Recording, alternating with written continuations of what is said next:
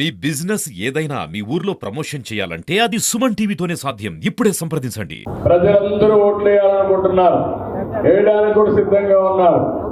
దాన్ని వేయించే మెకానిజం మీకుందా లేదనేది చాలా ముఖ్యమని కూడా నేను మీకు తెలియజేస్తున్నా.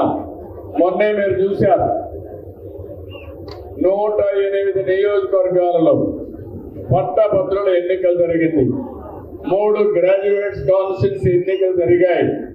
3 నియోజకవర్గాల్లో తెలుగుదేశం పార్టీ జెండా ఎగిరిందంటే అది ప్రజల్లో మన పార్టీపై ఉండే అభిమానం. ఇక్కడే మీరు చూస్తున్నారు, ఎప్పుడు జగన్మోహన్ రెడ్డి మాట్లాడుతూ ఉంటాడు, సైకో మాట్లాడుతాడు, వై నాట్ 175 అని. అదే చెప్పి వై నాట్ పులివెందల.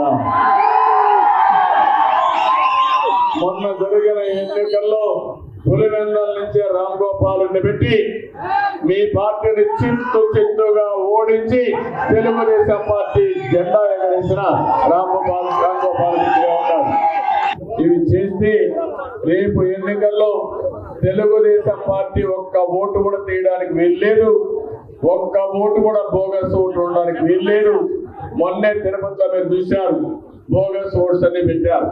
గట్టిగా పోరాడాం, నిలదొక్కున్నాం, గెలిచాం. భవిష్యత్తులో ఎక్కడ కూడా ఒక్క బోగస్ ఓటు లేకుండా చేసుకునే బాధ్యత ఎమ్మెల్యేది, పార్టీ ఆర్గనైజేషన్ కూడా మీకు తెలియజేస్తున్నా.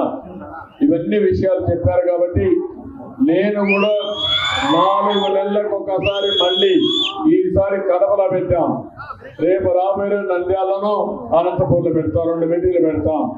పెట్టి మీ పనితనాన్ని బేరీజ్ చేసుకుంటాం, ఎప్పటికప్పుడు రివ్యూ చేసుకుంటాం.